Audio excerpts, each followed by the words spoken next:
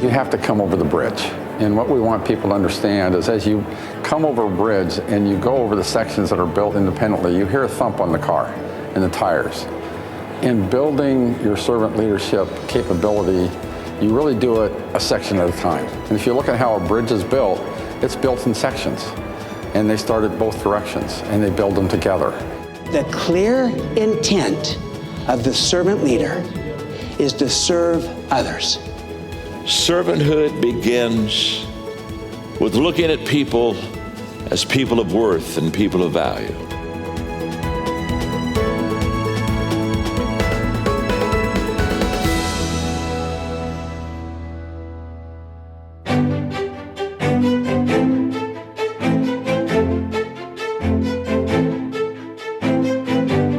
What is the mindset we can hold in order to better serve those we lead? And servant leadership is about constantly improving first ourselves, then our teams, and then our communities. If our millennials acted like servant leaders, what if they were servant leaders too? What if they joined our organizations with that same posture of humility? I am here to serve. I'm here not to get, but to give. Serving others well creates these healthy conditions for performance. Caring about people, wanting to be around people, helping people is really what it's all about. And that's got to be something you have in your heart.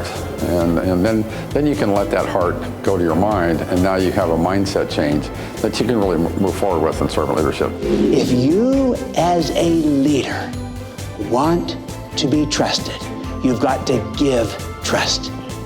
You've got to give it to get it. Leaders don't ask people to come where they are. Leaders go to where the people are. You can create another piece of evidence in the lives of the people you serve that serving is the path to superior performance. I think if you're interested in doing business in a way that's, shall we say, 21st century, not old-fashioned, the only way to go is servant leadership, where you're collaborating and partnering with other people to serve the people that you're here on this planet to serve. Well, welcome to our kitchen. If you haven't figured out, the backdrop here is to create an environment where we just hang out and talk like we're having a cup of coffee and friends. I think I'm just kind of in awe about, the three speakers, so John Maxwell and Stephen Covey and Ken Blanchard. Once you've tasted significance, success will never satisfy again. Many people get discouraged that you work in a small department or your leader isn't a servant leader. Don't be discouraged, just do this stuff. The leadership part of servant leadership has got to be in place for servant leadership to take place. It doesn't mean that the servant thing isn't really important, but without a vision, you're not even in the game. Life is about contribution, not accumulation. Mm-hmm. That mindset, that paradigm, I think is a game changer. Too many people think serving is somehow weak or without impact on the business opportunities, and it's quite the contrary. It creates the conditions for people to perform their very best. It's all about placing people first because you value them, and then turning around and adding value to them. That's what a servant leader does. They believe in others, and they extend trust to others.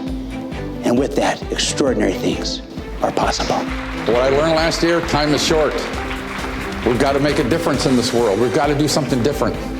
People want something different. Put the people that you influence and you serve above you. And then sit back and watch out. After 5 years of sold-out conferences on the West Coast, we are moving east for our first East Coast Servant Leadership Conference. We invite you to join us in Orlando, Florida on November 9th and 10th. Please check our website for registration information.